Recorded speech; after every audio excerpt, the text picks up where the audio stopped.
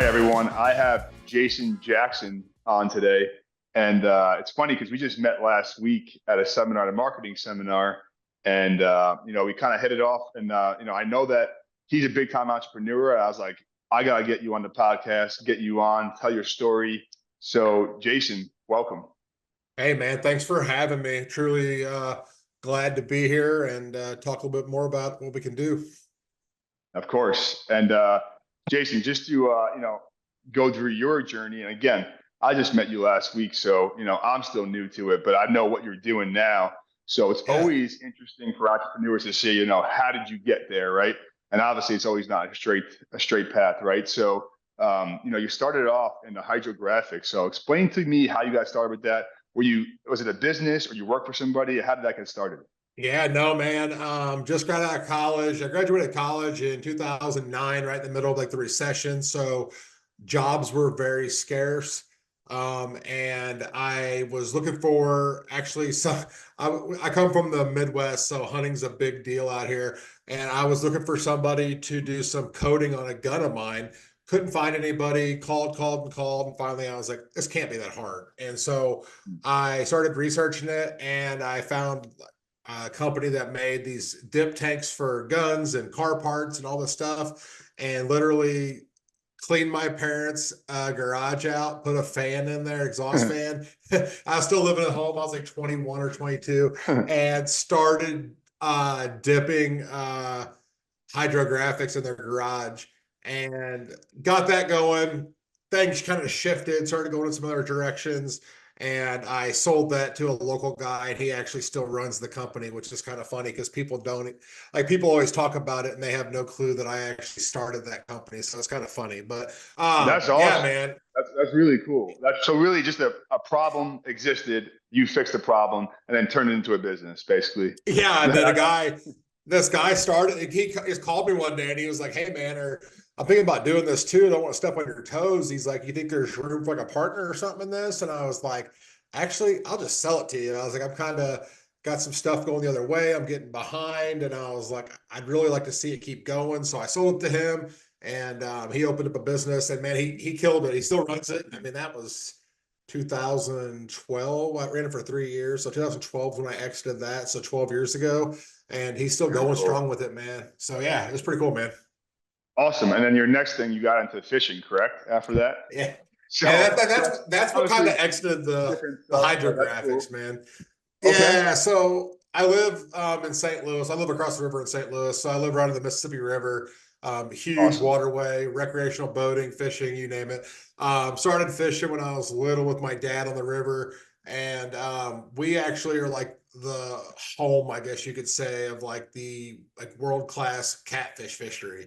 So we have catfish that are like 100 pounds. I'll have to send you a picture to blow your mind. But Wow. these catfish are like 50 something inches long, so like 5.5 foot long.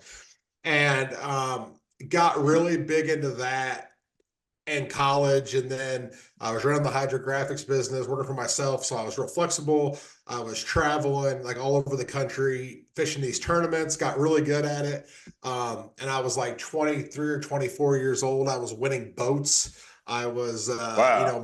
making money fishing. And so I was like, man, this is really cool. I had no wife, no nothing. I was like, this is just like freedom. So I wasn't thinking about like what else was going to come, but it was like 24 years old and winning $30,000 boats. I was like, hell yeah, this is great. And That's amazing. so, yeah, man. And so one day I was like, man, my buddy started a guide service here in St. Louis because it's a big tourism place. And he was like, hey man, you oughta come work for me and guide. And he's like, I get all these people from out of town. He's like, I keep you busy, like, get your license. So I went and got my captain's license. Started being a fishing guide on the river, did it full time for a while, and then I was like, all right, I guess this gotta can't do this all my life. It was a good run, so I got into real estate, and that kind of slowed the fishing down a little bit. And then finally in 21, it kind of just completely like I kind Just of put it done. off. I was burnt out, man. I did it so long and traveled every weekend. I was like, I got to do something else.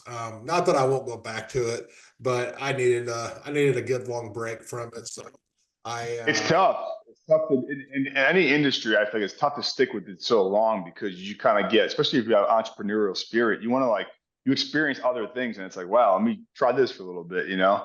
Um, so that's cool. And then so real estate was next. So how did you get into real estate, and like, in what way are you involved into real estate? Sure, man. So, uh, I kind of fell into real estate. It's weird. I met a guy who owned a bunch of companies across the United States, and he was like, "Hey, I want to open a land company in Illinois. Don't have anybody to run it." I had known the guy, and he was like, "You should get your Illinois license and be like the manager of my office for me." And I was like, "Man, sounds like good." I kind of like doing my own thing already. I was like, I'm really good at sales. I was like, yeah, let's do it.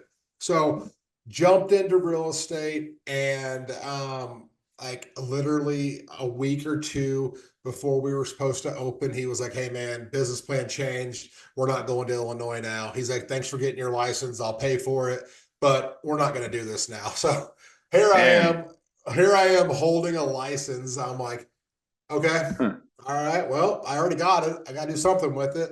So course. it called an audible. Met another guy that I had known that owns a big real estate company in town, a friend of a friend, and went and signed up with him. Worked for his office, and man, it's just real estate's really led me down a really lot of cool paths. Me and my wife, we flip one or two houses a year ourselves. It's kind of like our little hobby, and then we got into like buying rental properties and apartments, and we would buy them really cheap because they were kind of worn down, and we would renovate them back. And now we own close to 10 doors, I think. So yeah, man, it led me in a total different direction from dipping guns in my parents' garage. That's insane. And then with those 10, because everybody talks about this and they say, when they do get excessive income and they have, the ability to invest, right? They say, I'm going to get some properties, but it's not always so easy managing properties. So what is that like in the day to day? Because I know a lot of people want to hear about that. Duh, it's hard, man. It's to the point that we kind of stopped acquiring at 10, and we were like, hey, like we're either gonna go all in and get 100, or we're gonna stay at 10 and just manage them ourselves. And we kind of agreed that 10 was just a good kind of number. We figured we could take those 10, pay them off by the time our kids are ready to go to college. When we don't even have kids yet, but if we have kids, Gotcha. we could sell those, and they would like maybe pay for college, or you never know, a wedding or whatever it may be, right? So we kind of we look at them as kind of long-term investments. We put the sweat equity into them, got them, and then now they're going to pay themselves off over the next like 15 years. So now we're just kind of sitting back and managing them. But it's tough, man, because you get a lot of phone calls because Yeah. there's a lot of shady landlords out there, and you don't want to be that guy. And so when people call, they're like, "Hey, this is broke, or this is leaking. My air conditioner's out, man. You want to do what you can to get it fixed quick." And it can be. I have a very good list of people that are handymen, and they save me a lot, man. I'm truly blessed by that. But it can That's be key. it can be chaotic, dude. No, that's why I wanted to, bring that up because a lot of people say they want that, and just knowing, a little bit of the cons that come with that. It's not always, it's nice on paper, right? It's very nice on paper. And Yeah, then getting to that point to be able to acquire those is tough getting there too. So yeah, awesome. And then I know you're the founder of AirSense Environmental. yeah. Explain that exactly, because I mean you're seriously entrepreneur, serial entrepreneur. All these different ventures that you went through. So Yeah, man. So that's kind of where real estate led, right? So, in the Midwest, we have a huge indoor air quality problem. Kind of where we're centralized, there's a huge indoor air quality issue, and there's a huge radon issue. So, radon is a odorless, tasteless gas that causes lung cancer, and it's big through the Midwest, Minnesota, Iowa, Missouri, Illinois, you name it. So in real estate in Illinois, you have to have a radon test performed on every real estate transaction. And then if it comes back high for elevated levels, you have to have the house mitigated for radon. So we were damn. sitting here about 6 months ago. Me and my partners were sitting here, or actually, it was me and my wife at the time. And I was like, I cannot find anybody to mitigate this house on this real estate deal. I'm going to lose this deal. I was like, I guess one of the guys that used to work in the area retired. The other guy was like 6 months out on, I was like, okay, so this guy's 6 months out. Why isn't Six there months anybody, why isn't there anybody else doing this? And I actually called one of the guys that does renovations for us, and I was like, "Hey, man, you're like one of the best carpenters I know." I was like, "I know you're a go-getter. You've done multiple houses for me." I was like, "Are you tired of flipping houses yet?" And he was like, "Actually, man, I kind of am." And I was like, "Well, I got a wild idea." And I was like, "I don't know if you're interested, but I was like, it's a lot better than crawling on a floor, putting hardwood floor down." And he was like, "All right." out. And so he came over for dinner one night, and I was like, "Look, dude, this is what it is. This is what these guys do." I was like, "You got to get a license." And I was like, "I'll get a license with you. I won't just like sit back. I'll get hands on with you. I'll get it built with you." I was like, "If you're interested, I'm in, man." And he was like, "Man, this looks way better than what I'm doing." He's like, "Let's do it." So I made him a part owner. And then we have another guy who's just another owner. He does all the testing. So we opened a legit radon testing, mitigation, and indoor air quality company in like a week.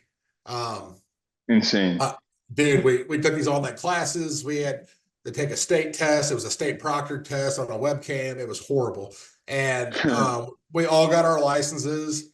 And then we were like, okay, now what we got to do? So we thought it was going to be like really easy because there was such a demand for it, but there was not, because it's really hard to get the word out about radon because not very many people know about it. And Of so course. that's where I came into like learning Google ads, learning Facebook ads, learning SEO, websites. So I like dove headfirst into this whole different area of life. And I'm in my basement like a mad scientist trying to come up with these creations on how to make these ads convert. And we got got my gimbal back here. We got a gimbal. We got all these lights, and we got a big old camera. We're filming these videos for ads, and we're like way in on this. And all of a sudden, man, it like started to click, and then it started to click a little more, and then we're like, okay, we got a couple Google reviews, and then literally, well, I guess it's been longer than 6 months now, 8 months. We are the number one on Google throughout like 50-mile radius of our house. We have over 40 Wow. Google, we have over 40 5-star Google reviews. And I think we just surpassed, we're almost over $500,000 for the year in 8 months. So, Awesome. dude, Awesome. crazy. So that's where it all led, right? So like it started with real estate, and then now it's led to this, and then it It's leads on to yeah. something. Dude, then it leads Sounds on to like something else. it sounds like you found another problem and you capitalized on it, honestly. Just like right, just like in the beginning when you were younger, like you just found that problem and capitalized on it. I mean, and like that's the cool part about being an entrepreneur. It's like if it's not there, like create it yourself and make it yourself. You can there's no rules to it. I mean, obviously there's like government rules and all that stuff, which is, you have to deal with, but there's no rules on that. Like go do No, what you want to do and create what you want to create and sell what you want to sell. Like nobody's holding you back. That's what I no, always try man. to tell so many people. And you made, and you're making a lot of money off of it. And I mean, I guess that as you kind of were saying it a little bit, led you into your next venture. And now you want to help other people find more customers, correct? Yeah, man, that's what it led. So like, I got so good at growing AirSense, like people were like calling me, they're like, "Hey, how did you guys get on the first page of Google in 4 months?" And I was like, "Well, it was a lot. Like I just Yeah. didn't have a magic wand, right?" And so they're like, "Man, I see your guys' videos everywhere. I see your guys' like ads on Facebook. Like I see you guys everywhere. And hey, could you help me? I got a plumbing company, or hey, I have a dental office. I have this." And I'm like, "Yeah, yeah, I'll give you some pointers, or I help you do this, help you do that." Well, then it came to the point that it was like, all right, like I'm doing this a lot for free, and it was starting to kind of take my focus away from AirSense. So I started, my full blown marketing agency about a month ago. And it just another thing, man, right? Like there was nobody out there really in our HVAC indoor air quality space that was doing marketing. There's a lot of people out there in the plumbing space that do marketer plumbing. But what I was finding out whenever I was being approached by people was they didn't understand my business. They didn't know what I was trying to Yeah. accomplish. And it's like same thing with you and your gyms and stuff, right? Like you're targeting a real specific person. Like Hmm.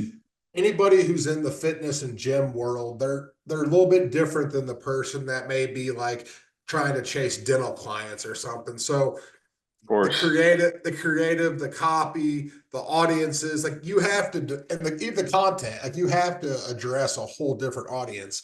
And just the people that were approaching me, just it was just so generic, and it was like, man, this isn't what I'm looking for. Like I had a couple people try designing us websites, and I was like, oh, this is not the look I was going for. And I was like, well, there's another $1,000 spent, or there's another $2,000 spent. Finally, I I was hear like, you. I've been through it oh, too. I hear I you on that. guarantee you've been there. I mean, you're trying to do a website or a website like for a gym, and it comes back looking like a Girl Scout website. Like you're like, this ain't it, No, man. This ain't it. And so, no. and that's what it was. It was just like, man, I don't know if there's anybody out there marketing to, home service people that, and they understand what a home service business is.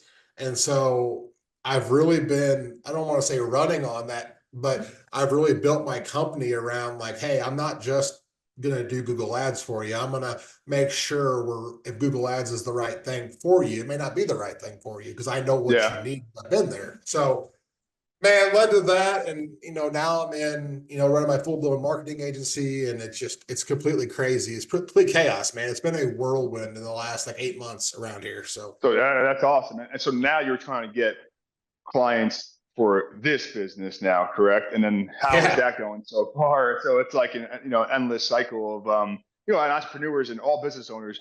You want to like you said, like you're targeting specific people. Once you have that clear, then you can create a plan to attack these people and get these people in your area, right? yeah. So explain how that looks for the new business now for getting people that you could help market their business basically. Yeah, man. So like I had a call today and it was sickening, honestly. I'm still thinking about it. This guy called me. He's been in the HVAC business for 20 years. He's been in the commercial. And things are getting tight and big commercial stuff right now.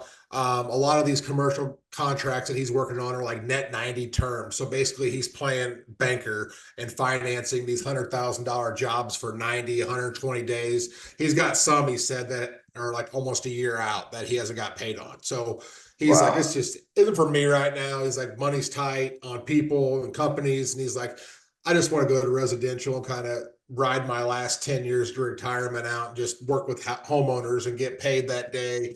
And so we started talking about what his plans are. Like, what have you tried? Where are you going? And he's about 12,000 right now into marketing with zero results. And Jesus. he's just sick, When you man. say 12,000, you mean on ad spend or just total combined or No, man. just ad spend? Someone got him for 7,500 for a website. Uh, Um, Somebody got him for like a $3,000 SEO package, and he never heard from the guy after like the first month. Just total people out there taking advantage of the guy, man. And the thing is like he runs a really big company, and it's like, and like he said, he's like, I had the money to invest, but I just keep getting burned, and it's like even with you, you'll probably relate to this. Like it's probably one of the biggest challenges that I face on a daily call is everybody's been so burned by marketing agencies, and yeah. it makes the good guys look bad, man. And so I'm kind of on like this mission now to like prove myself. So with my page says like, hey, we only work with one service provider in that niche per area. So we're not going to compete against ourselves in the same city. And the deal Awesome. is like, we don't work with anybody, man. Like you have to apply to work with us, and we go through and we do a thorough like understanding of your business. And if I don't think I can really help you, I just won't put my name on it. I'll just say, hey, man, this probably isn't a good fit. You're probably not in a position to scale.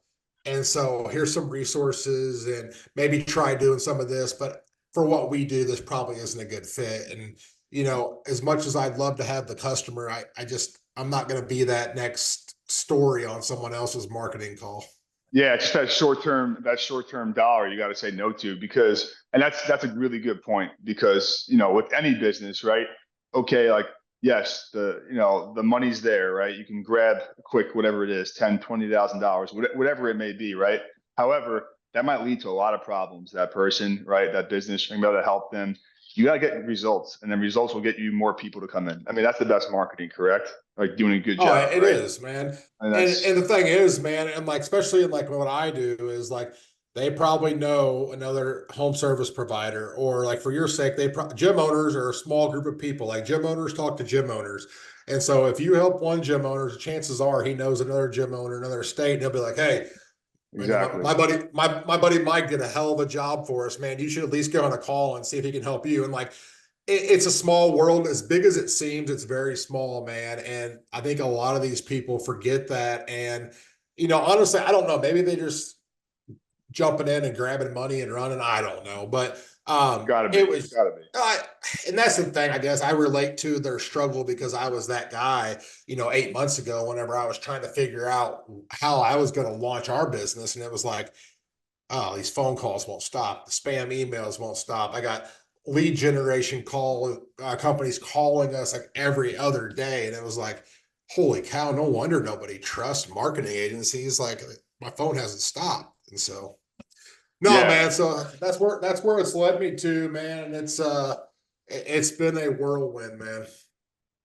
yeah. I mean, it's funny because it's very similar to me. It's just yours is the air sense and in that business, and mine's the gym business, right? Like we got good. After I've owned a gym for 10 years now. We have two gyms now, and got good at marketing and fulfillment, everything inside of marketing, right? Not just capture, but also nurturing people and also our actual members, and using tech to improve that, right? So we have all that stuff in place, and then from there, right? Like I had other gyms asking me, and now we do it for other gyms, and it's an awesome feeling.